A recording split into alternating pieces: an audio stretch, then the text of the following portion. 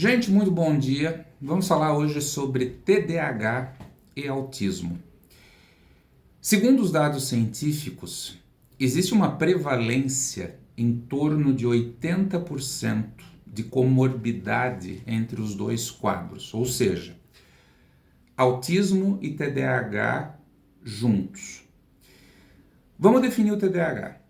TDAH, transtorno do déficit de atenção e da hiperatividade, é pautado pela característica de um indivíduo, dentro das suas atividades funcionais de dia a dia, podendo apresentar desatenção ou hiperatividade ou impulsividade.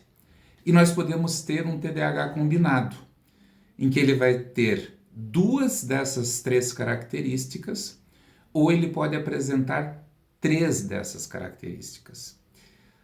Qual é a primeira e talvez uma semelhança muito essencial entre autismo e TDAH e o porquê dessa prevalência tão significativa de comorbidade? Nós estamos falando de dois quadros do neurodesenvolvimento, tá?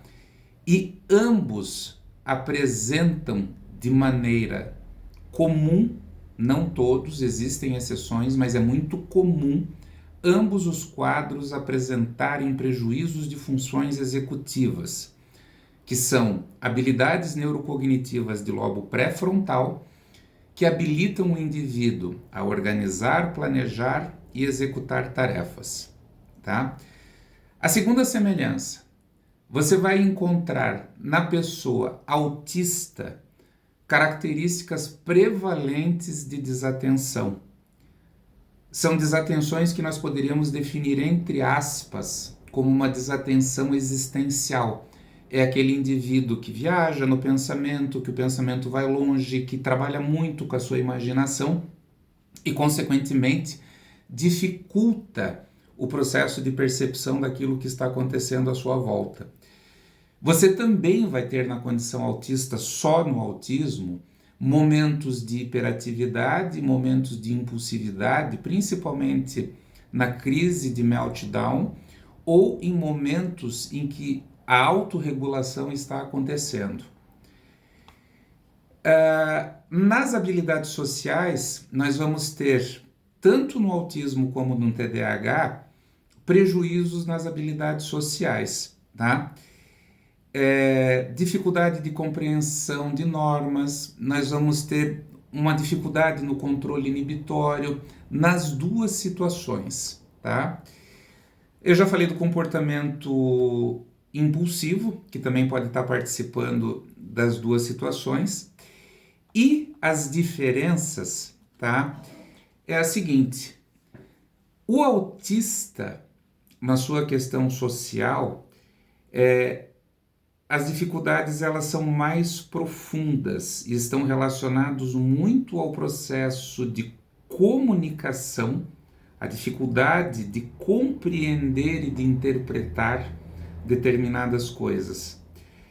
E no TDAH está mais relacionado à impulsividade e a um controle inibitório menor, tá? O TDAH, por consequência, ele vai ter uma autopercepção de uma certa inadequação, de um prejuízo em termos de desempenho menor, e isso vai fazer com que a pessoa com TDAH messe com muita precisão o como ele vai se relacionar e o como ele vai evitar, tá? Os focos de interesse, eles são diferenciados. O indivíduo com TDAH, ele vai apresentar as suas características genericamente ao longo de todo o dia, em várias áreas funcionais do seu dia, porém, quando ele tem um interesse motivacional sobre alguma coisa, ele vai conseguir ter um hiperfoco, e talvez um foco como poucas pessoas tenham. O indivíduo na condição autista, ele terá focos de interesse relacionados ao seu processo de pensamento e ao seu processo de autorregulação. Aspectos relacionados a comportamentos repetitivos e restritivos, o TDAH ele vai apresentar muito pouco essa característica, enquanto no indivíduo autista essa é uma característica muito marcante em termos de dinâmica funcional, tá? Eu tive um esquecimento aqui, mas uma outra semelhança está na hipersensibilidade sensorial, tá? Tanto o indivíduo na condição autista quanto no TDAH, nós vamos ter a característica da hipersensibilidade sensorial.